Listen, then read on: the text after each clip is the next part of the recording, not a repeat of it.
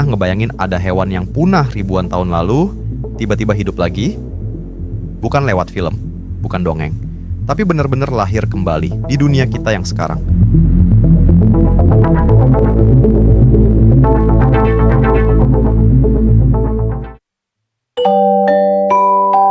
Kita tumbuh besar dengan cerita-cerita tentang dinosaurus, mammoth, atau serigala purba yang cuma bisa kita lihat di museum atau buku sejarah.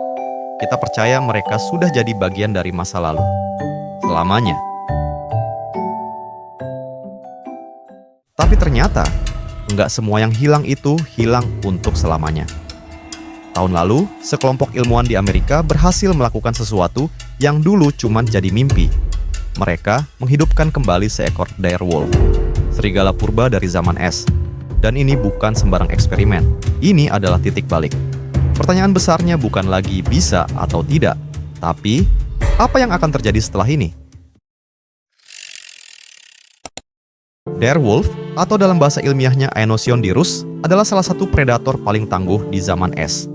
Mereka menjelajahi daratan Amerika Utara puluhan ribu tahun lalu, jauh sebelum manusia mengenal peradaban.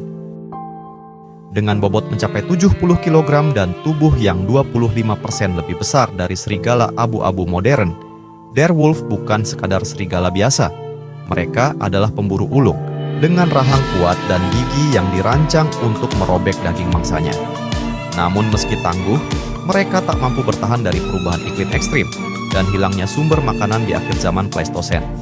Akibatnya, direwolf dinyatakan punah sekitar 10.000 hingga 12.500 tahun yang lalu. Menariknya, meskipun benar-benar punah, popularitas mereka justru meningkat di era modern. Serial Game of Thrones memperkenalkan sosok direwolf sebagai penjaga setia keluarga Stark. Makhluk megah, kuat, dan penuh simbolisme. Tapi kini, sosok itu bukan lagi sekadar fiksi. Ilmuwan telah membawa mereka kembali ke dunia nyata.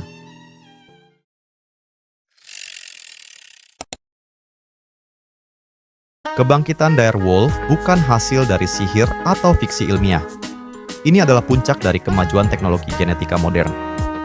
Perusahaan bioteknologi asal Amerika Serikat, Colossal Biosciences, memimpin proyek ambisius bernama The Extinction, atau penghidupan kembali spesies yang telah punah. Colossal Biosciences develops cutting-edge technology to protect biodiversity and reverse human caused extinction. Para ilmuwan memulai misi ini dengan mengekstrak DNA purba dari fosil direwolf yang berusia lebih dari 10.000 tahun. DNA itu kemudian dianalisis, disempurnakan, dan dipadukan dengan DNA dari spesies yang masih hidup dan memiliki kemiripan genetik. Dalam hal ini, anjing liar dan serigala modern. Proses selanjutnya adalah cloning. Cloning is actually a scientific process known as somatic cell nuclear Mereka transfer. memasukkan materi genetik tersebut ke dalam sel telur yang sudah dikosongkan intinya, lalu ditanamkan ke dalam rahim induk pengganti. Hasilnya, 3 individu direwolf baru lahir pada Oktober 2024. 2 jantan dinamai Romulus dan Remus, serta 1 betina bernama Khaleesi, sebuah penghormatan terhadap legenda dan budaya populer. Inilah tonggak sejarah baru. Untuk pertama kalinya, makhluk yang telah punah selama ribuan tahun kembali berjalan di bumi. Pertanyaannya sekarang, kenapa? Mengapa para ilmuwan bersusah payah menghidupkan kembali makhluk yang sudah lama punah?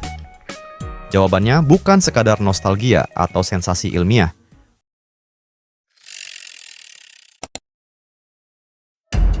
Proyek ini adalah bagian dari misi yang jauh lebih besar, menyelamatkan ekosistem dan memahami batas kemampuan manusia dalam merekonstruksi alam. Colossal Biosciences menyebut proyek ini sebagai bentuk konservasi aktif masa depan. Dengan mengembalikan spesies seperti direwolf, para peneliti ingin menciptakan kembali rantai makanan yang hilang dan menstabilkan wilayah liar yang rusak. Lebih dari itu, eksperimen ini juga menjadi batu loncatan bagi upaya de-extinction lainnya, seperti mammoth berbulu atau burung dodo. Teknologi yang digunakan bisa membuka jalan untuk memperbaiki kerusakan lingkungan, bahkan menyelamatkan spesies yang kini nyaris punah. Namun, langkah ini juga menimbulkan pertanyaan etis. Apakah manusia berhak mengatur siapa yang hidup dan siapa yang punah?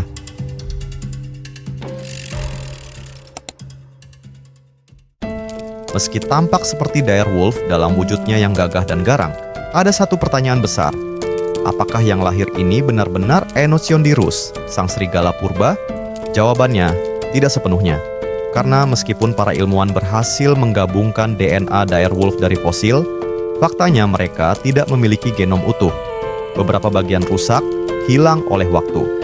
Maka, ilmuwan harus menambal celah itu dengan bagian-bagian dari spesies terdekat, seperti serigala abu-abu dan anjing liar. Artinya, makhluk yang lahir bukan replika sempurna, melainkan hasil rekayasa, campuran DNA kuno dan modern. Jadi, mereka bukan cloning murni, tapi lebih seperti direwolf versi baru. Cukup menyeramkan? Mungkin. Cukup otentik? Itu tergantung pada perspektif kita. Pertanyaan filosofis pun muncul. Kalau wujudnya mirip, perilakunya serupa, tapi gennya sedikit berbeda, apakah ia masih makhluk yang sama?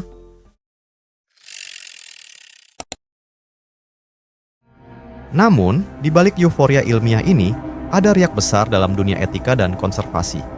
Banyak pihak mempertanyakan, apakah kita sedang menyelamatkan alam atau justru bermain sebagai Tuhan?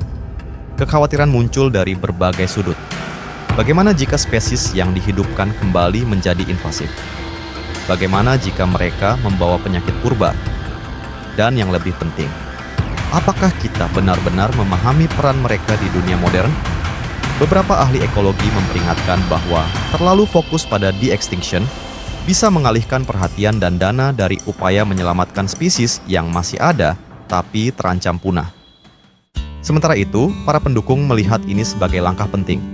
Bukan hanya untuk belajar dari masa lalu, tapi juga untuk menebus kesalahan manusia yang menyebabkan kepunahan di masa lalu. Maka, lahirnya kembali direwolf bukan hanya pencapaian ilmiah, tapi juga panggilan refleksi. Seberapa jauh kita siap melangkah dalam memanipulasi kehidupan?